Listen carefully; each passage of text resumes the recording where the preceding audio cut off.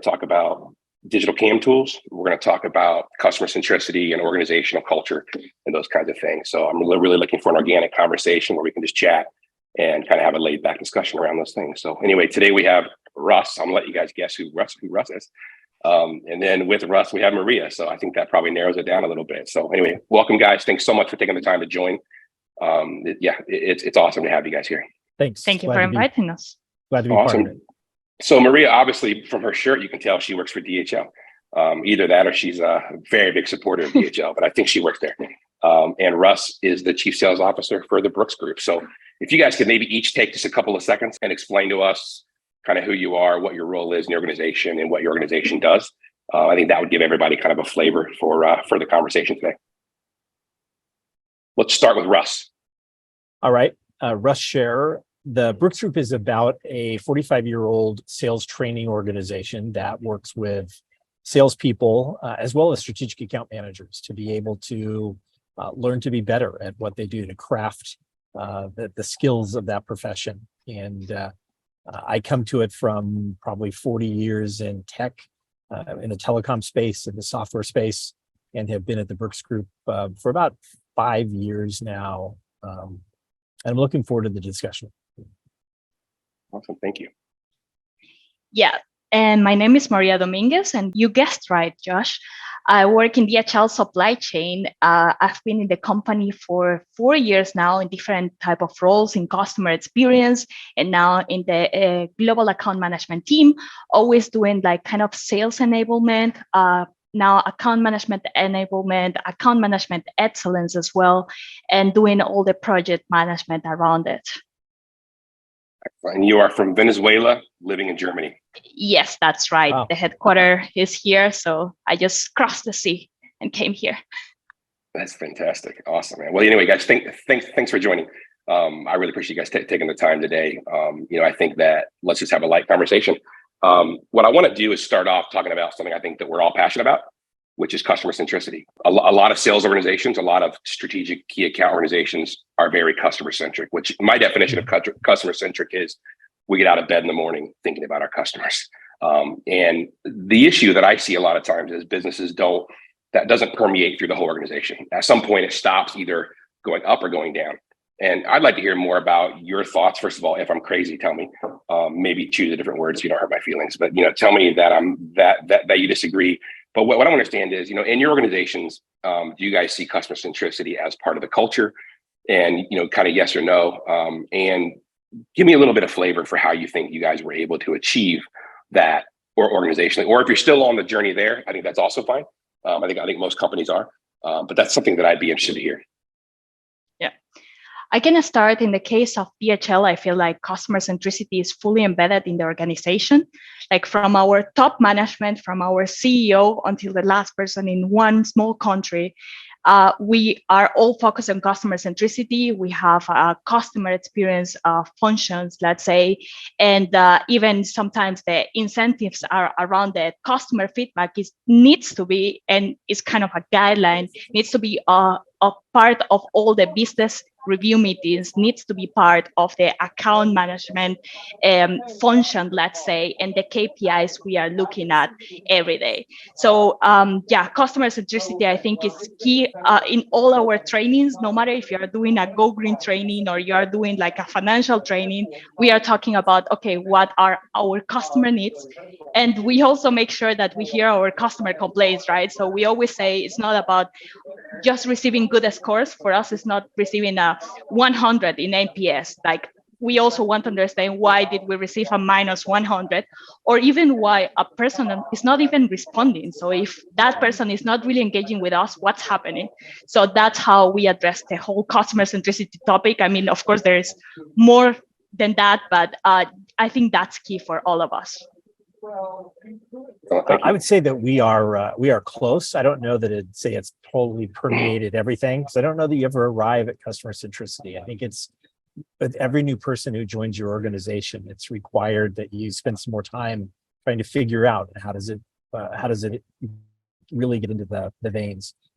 We have KPIs, just like Maria mentioned, that we track, but even more than that, we try to bring customers into our facility about at least once a quarter and hear them, talk to them about what the issues are that they're seeing.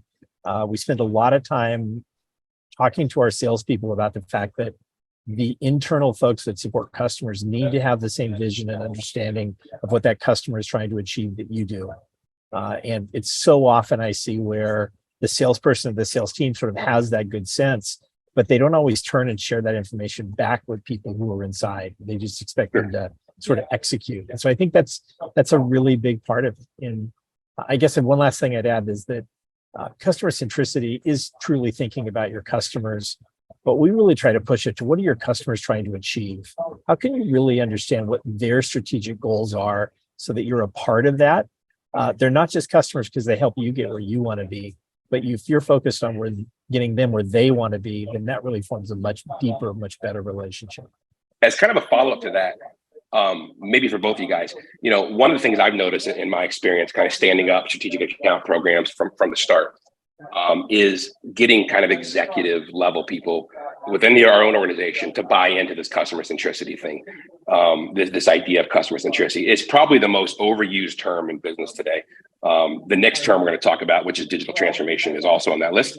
But I do think that customer centricity kind of loses its efficacy because we use it so much. But have you guys experienced your ability to get your senior level executives kind of from the top down to really engage in that process and really understand what that means and make that part of kind of the daily dose within the organization? From our own organization, I don't think so. Our CEO is very customer oriented. He comes out of a customer experience organization. And so that's good for him. I will tell you that as we engage with our clients and as we work with them to help stand up strategic account management programs, I do see that quite frequently. And usually the biggest challenge is that individual salespeople carry quotas. They carry short-term, you've got to go make this happen kind of quotas.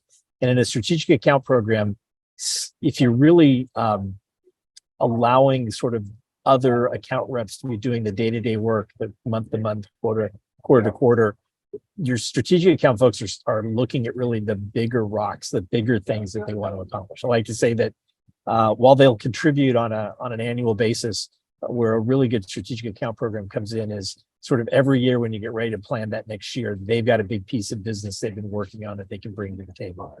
And so just helping people to recognize that this is a longer term pursuit. There is a balance between what they need to do short term and long term to really achieve the outcomes is important. Yep. Awesome. Thanks. Maria, anything to add to that? Well, I would say that's right. I feel like everyone needs to understand that it's a long journey. It doesn't happen from one day to the other, right? You need to make sure that everyone is on the same page, that you have even the technology, the tools now that we want to talk about digital transformation. You need to invest in the right tools, in the right systems to really measure that customer loyalty. And that in that way, you can really prove that this really works, because it's not a secret for anyone that like customer experience is related and linked to renewals, like customer retention, like et cetera, et cetera. So, yeah. If I could just add one more thing, I think the other thing that's really important, you talked about executives, but as it relates to the field and how do, people who have the SAM role sort of interact with their peers in usually divisional selling organizations, that's also got to be something where value is exchanged. Many times the divisional folks are suspicious of strategic account managers. They don't really understand what they do. And so you've got to make sure that you're communicating clearly, like, here's my plan for this time period. Here's what we're going to accomplish. And as you start to achieve the goals that you've got towards winning, usually a larger RFP or getting into an account you haven't been into before, then you start to get some trust built with those divisional sales folks. And that really helps. Yeah. This is one of those times we're going to go off script here, because I think that's a fantastic point. I really want to touch on that. I think obviously digital CAM tools are all part of the digital transformation process. It's moving from what we just said, from whiteboards and flip charts and PowerPoint, Excel, Word documents into something that's embedded into a CRM, whatever that CRM might be, or even not on a CRM, but generally this is something that gets embedded into a CRM. So I think that what I'd like to hear is how do these forget talking about the internal communication. One thing that I'm really passionate about is sharing these account plans, sharing our strategy with the customer, because I think these customers become part of the journey, especially your champions within the customer. Maybe talk to me a little bit about your experience or your team's experience and using the tools that way, as opposed to, we talked a lot about internal facing and communication and transparency. But when it comes to the customer side, maybe if you guys could touch on that, I think that would be useful too. I think it's important to involve and actually create those account development plans together with the customer, together with different functions in the organization, because at the end, I mean, this account development plan it doesn't, like, if we're talking about customer centricity, and you said it earlier, it's not about like us growing and like, I don't know, hitting our targets. It's more about like making sure that the customer has what they need, and that's what needs to be reflected in this account development plan. So I think in the organization, that's clear for everyone. We have business review meetings. We have like a session only dedicated to account development plan, even joint business plans. That's something that happens most of the time. And do you feel like it's more you presenting to the customer what you think, or is it more, hey, let's collaborate and build this thing together from scratch, or we kind of have some ideas? I mean, what's your experience in that? Do you see that kind of going both ways? I think it goes both ways, because at the end, customers are expecting us to tell them what they need. Sometimes they don't know what they need, or sometimes they are just expecting us to be the consultants or to be the experts on the topic, right? So it goes both ways. In like so many cases, we try to identify those areas where we can grow with the customer. Of course, we sit with the whole organization, different functions, identify those wide spaces that in the case of DemandFarm, I mean, you have a great functionality there. And in other cases, is the customer approaching us and telling us, okay, this is what we need to do. And then we incorporate it in the account development plan, and we make sure, okay, our strategy is aligned. We have this, and we can work together in this way. I would add that we recommend a best practice, kind of dividing up accounts among some different categories. We call them target accounts, where you don't have a relationship yet. You're really trying to penetrate. Sometimes that's where Sam was pointed. Sometimes it's in that growth account where you've got a foothold, you're doing some business, but your wallet share isn't what you want it to be. And then there's key accounts, those that you're doing really well. I think as you move through that, you tend to engage the client more and more in that conversation. And Maria touched on something that I think is really crucial. I think those business reviews, which frequently start with kind of, hey, here's how we've been performing over the course of the last quarter or the last 6 months, whatever it is, and then talk about the initiatives and kind of move into a joint planning together. I've always found those to be very beneficial, because if you're doing good things for a client, they're going to start talking to you about the other problems that they're dealing with. And so a lot of it's based around how much trust you have, so we can move into this next topic. But I really do think that business reviews are still an underused discipline in the SAM world. Yeah, I think so too. We use the term QBR all the time, but do we actually do QBRs? Are we actually moving forward in some sort of a process with our customers where we start someplace, and over time they can see the evolution of that relationship, the evolution of the account plan? And my answer is, I don't think anybody does it exceptionally well. I'm sure there are people out there that do. My experience is that's probably the thing that gets left off from any strategic account program more than anything else. It's actually sitting with the customer. And I think we become way too transactional and not strategic enough in those interactions with our customers.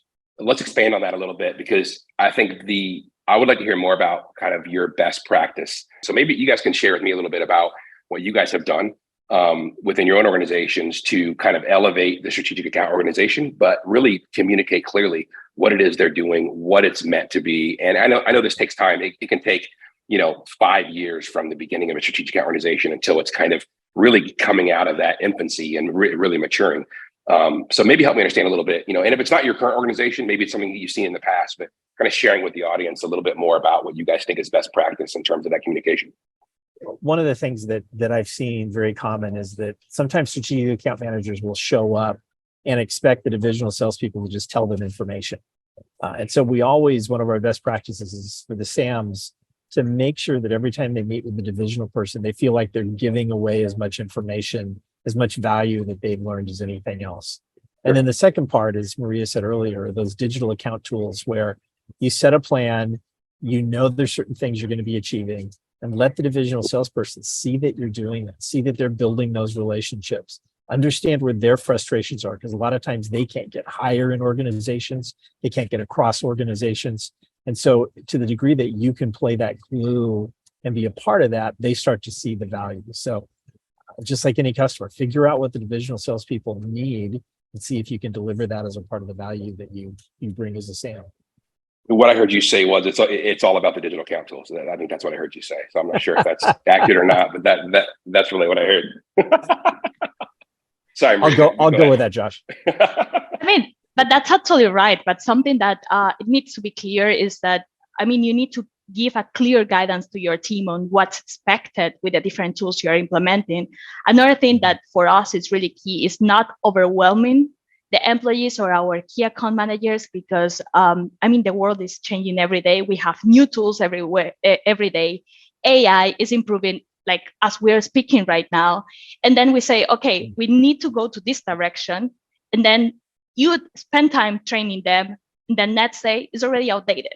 And they need to take time to understand their customer needs. They need to take time to really understand, okay, the client, but they also need to spend time understanding their own company and how the world is changing, right? Yeah. So it's like, you need to make sure that you don't overwhelm your community in general, no matter if it's your key account managers, if they are your sales representative, and invest in the right tools, the tools that fit for your company, but also for your customer and can like work together. Yeah. And too many account plans that I've seen in the past are written at the beginning of the year. They're reviewed, they're put in a drawer, and then next year when you go through the planning cycle, you bring them back out of the drawer. So you really need something digital that can be live, that can be reviewed, that multiple people can have access to. Now it may take a while to get full cooperation across everybody, but to have that kind of tool gives you the ability to be dynamic as you go about building these relationships. Sure. I mean, we've all started. Maria, you might be too young, but Russ and I, it's old guys. We've definitely done like, Excel, PowerPoint, Word documents, account plans on whiteboards, and this idea of digital account planning for me was before I was working here, it was revolutionary. It gave me a chance as an account manager, but then as a program leader to really communicate clearly and have some dashboards in place. And to me, it really changed the game to where like you said, everything was done every 18 months or 12 months, put in a drawer, pulled out, and it really wasn't useful at all. People didn't see the value. Now I think you've got people up and down the organization seeing more value, I think, in the process, which was your point. And I think one of the other really big things is if you have a team of account managers, if they're working in a way that leadership can be looking at everything, they can understand what's working and what's not working, and they can share ideas. My experience is that most salespeople are not real good at sort of sharing ideas with one another. And so the right tools help you kind of, as you said, a best practice is to steal best practice. Yeah, I mean, salespeople aren't great at it. Strategic account managers are even worse at it because they become very possessive of the customer. In my experience personally, but also leading organizations, it's very possessive of that customer. And you'll see people that might change companies 3 or 4 times in their career, but still manage, the same customer. And them being possessive of the information and possessive of that customer doesn't help either organization actually grow. So these tools, I think, allow for there to be a lot more transparency up and down the process, which is also useful. That's a great point. If we look at how we're sitting with our customers, and I think, Maria, you said thinking about what are their business objectives and how we can make them better, and showing that value to our customers. So we're not just in there. We got to be really careful, strategic account owners, to not always be selling. To be honest with you, I always tell people that work with me, don't ever sell anything to your customer. Actually understand what their pain is and show them solutions to that. And if the solution to that is whatever it is you're selling, great. If it's not, you're still building a lot of trust with that customer and you're adding a ton of value to that customer. And people look at me like I'm crazy when I say don't ever sell anything, but I really do think as strategic account people, and tell me if you guys think I'm crazy or if I'm going too far, but if it becomes transactional, if we're in front of our customers trying to sell them something all the time, I think we lose that, again, I'm going to jump into it, that trusted advisor status, and we become salespeople. And there's nothing wrong with salespeople, but it's a different job. Do you guys agree with that, or do you think I'm kind of going a step too far? Is it too fluffy? I think it depends on the organization. It depends on the accounts as well. what you want to achieve. I mean, it depends if it's a strategic account or like it's a key account which you would like to maintain over time, or it's a key account which you would like to grow and support in like expand, let's say. So I think it depends. And I feel like in the last few years, there is a clear distinction, and you already mentioned that there is a clear distinction between a sales representative and a key account manager. So our sales representative needs to be there to acquire new businesses and being this transactional sales representative, let's say, and then a key account manager is more focused on this nurturing long-term relationship, let's say. Sure. So managing this account and making sure that this drive growth and success in the future, because again, it's not a secret to anyone that most of our growth comes from existing customers, right? So yeah, I mean, if there is a clear distinction, I think it needs to be there. But again, I think it really depends on the company. In the case of DHL, I would not say globally. I mean, in some countries, there may be someone who is doing both roles. But for the accounts we want to maintain, for the accounts that we want to keep long term and grow with them, the key account manager is kind of a partner for them, let's say. Sure. Yep. I guess I would just say it depends on kind of how you define sales. We would say that even in those transactional sales, your goal should really be to understand what it is they're looking for to match up needs. I think the other thing that a strategic account sometimes gets forgotten is that in order for someone to do business with you, we believe they have to trust you and they have to trust your organization. And so, especially in those accounts that you're trying to penetrate, the target accounts, helping to make sure that they recognize that your organization brings value, not just in what it's selling, but broader the organization.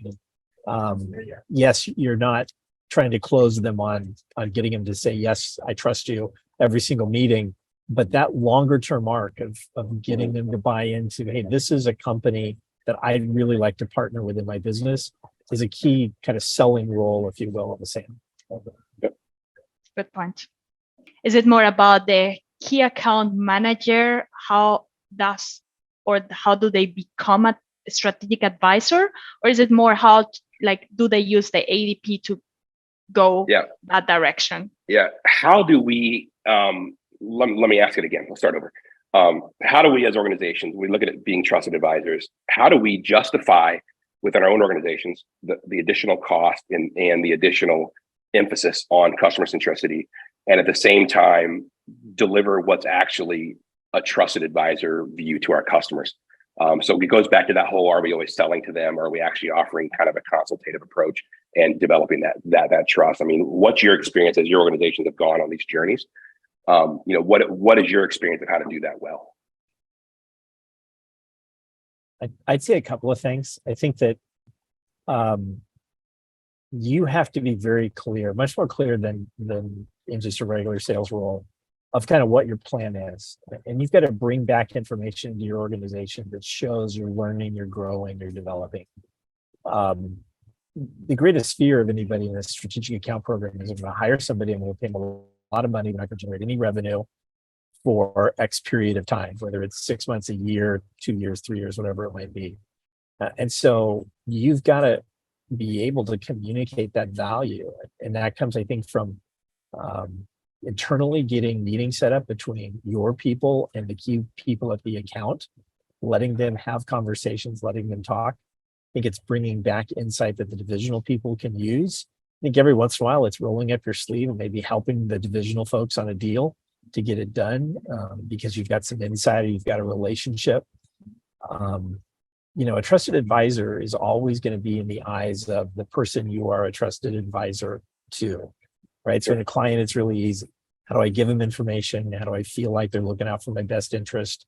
Are they doing the things they say they're going to do? And am I feeling better about that all the time? Internally in the organization, it's exactly the same thing, right? Are they somebody who I can trust? Are they bringing me good information? Do I feel like over time they're doing the things they know they need to do? And that's really the best way to do it. And, trust, as any teenager would know, it takes forever to build and it can be lost in a second. So you've just got to kind of maintain that discipline.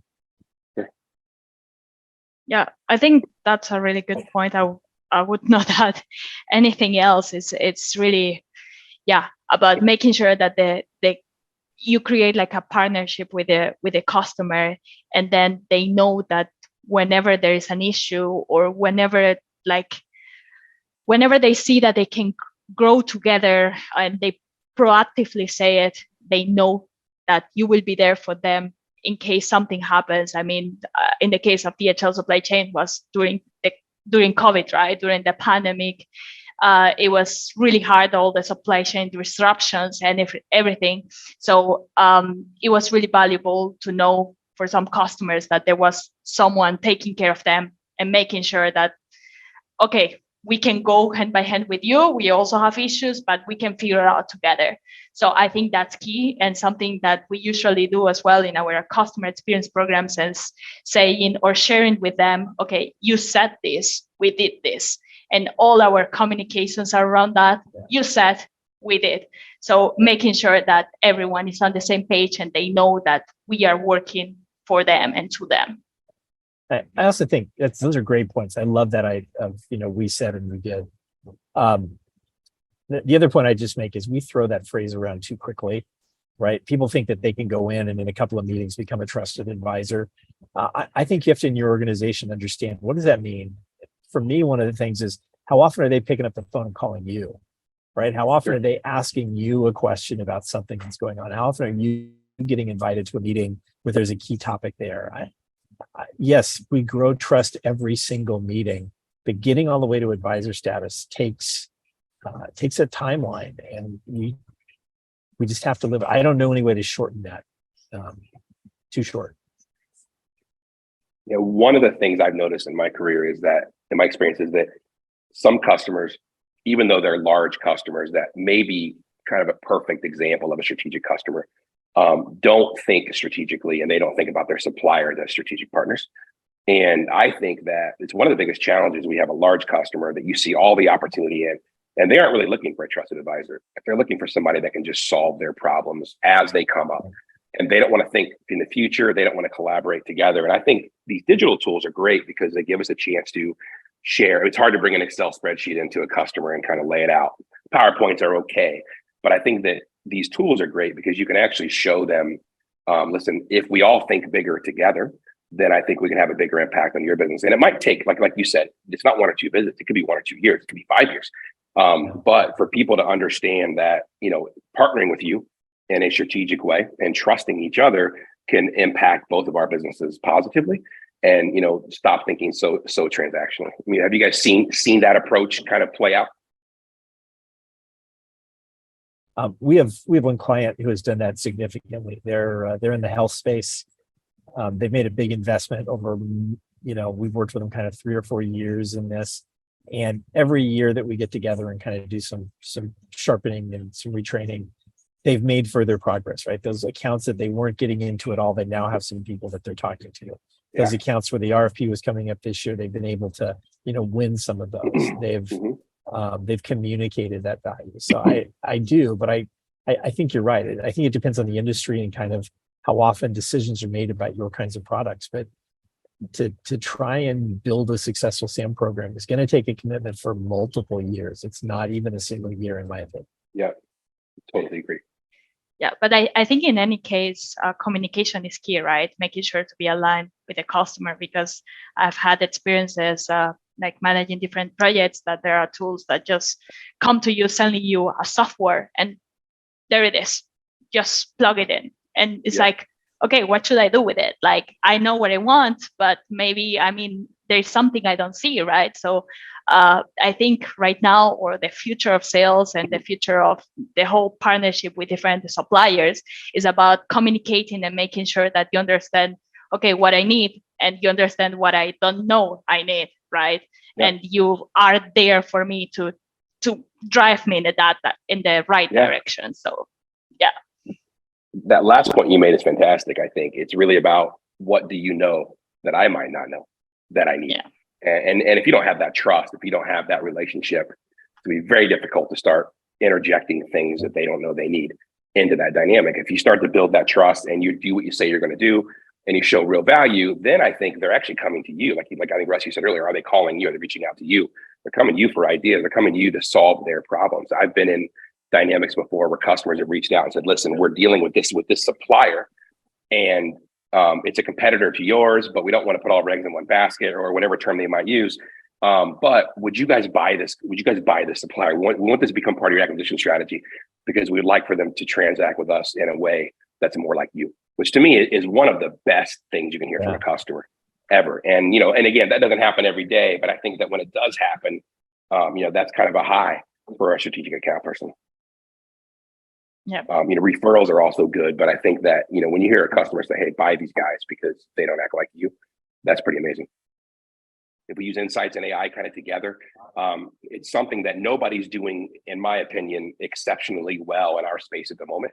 As a key account, as a practitioner, as a key account program leader, or as an actual user, for instance, being able to fill out the company information of the customer, automatically, that doesn't seem too tricky. I think there are some tricks to it, but to me, do you guys, is that where you would like to see companies like ours be spending more time, more resource, is being able to work on that kind of AI insights piece where we're actually doing less of the work manually and more of it's actually coming in organically?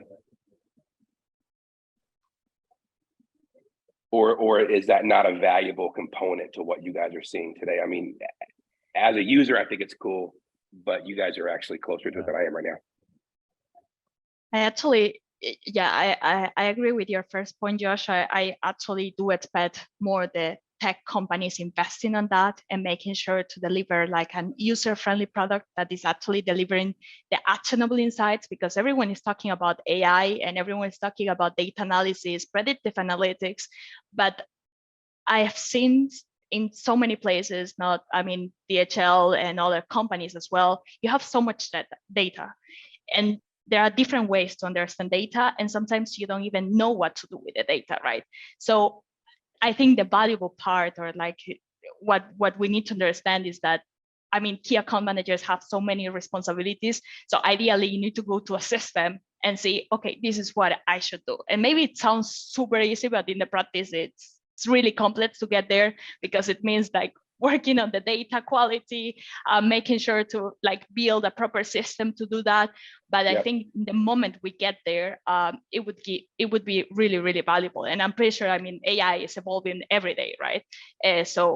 What it was AI yesterday, it's not the same that today, but I think we are still on the journey there. I would agree. I think that AI right now has kind of been thrown around by a lot of different people in a lot of different ways. Almost in some cases where we used the word algorithm 2 years ago, now everyone's just plugged in AI and it's the same. Exactly. Yep. And I totally agree with both of you that the insights, where there's just lots of options, there's lots of permutations, is a great place for AI to step in. I guess I'd also think, just to add to that, maybe a secondary use case, McKinsey's done some really good studies that talk about how much time do sellers get in front of people? How much time are they really selling? Versus how much time are they spending doing the back office administrative things, sending follow-up emails, making sure that they're doing sales reports, all of those kinds of things. And they found, and this is from a couple of years ago, that the top performers are like in front of customers in the low 30s, 32%, something like that. Where low performers are in front of customers about 22 or 23%. So if we can use AI to take care of some of that administrative work, and I can get another 10% of my time freed up to go spend with these large accounts, right? I think that's going to pay real dividends. And that can be everything from helping me set the right follow-up sequences as I'm trying to penetrate this account, or as I'm working with this account. Help me to be able to be informed in some easy to understand way when there's an issue that I need to know about, but not get 97 trouble tickets a day for little bitty things like an add, move, or change. If people still do that. And so I just think to the degree that you can free up time with AI to go put people more in front of customers, you're going to win. Yep.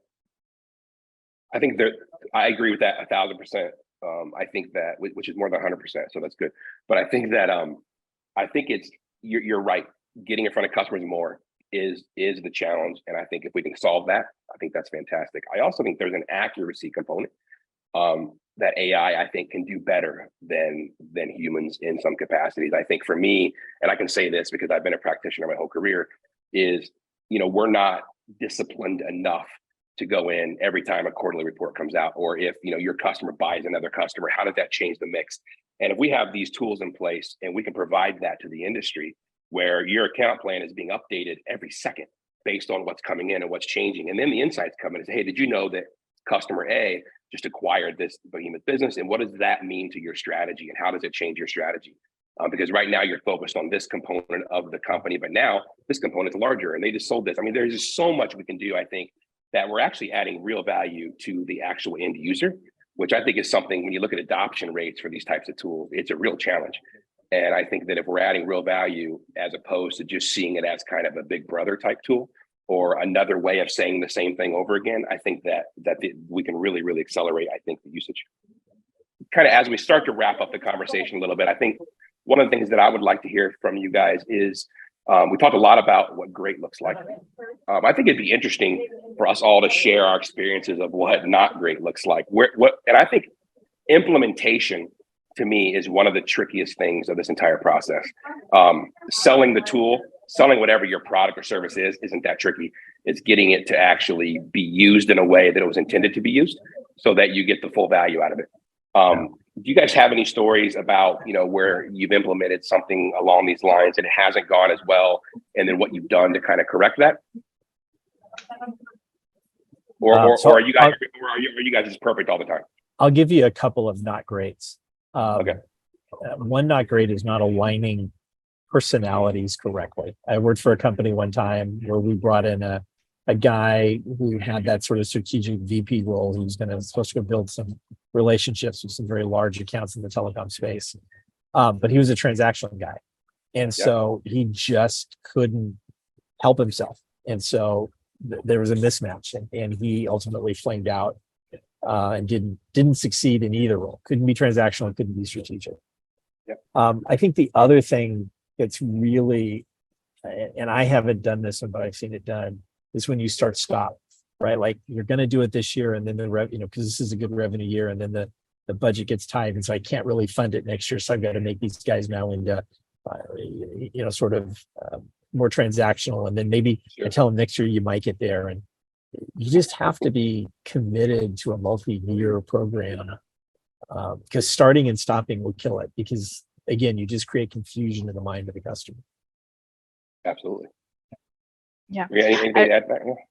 No, I really like the personality point. I just wanted to add that, for example, in our case, sometimes our customers are our key account managers.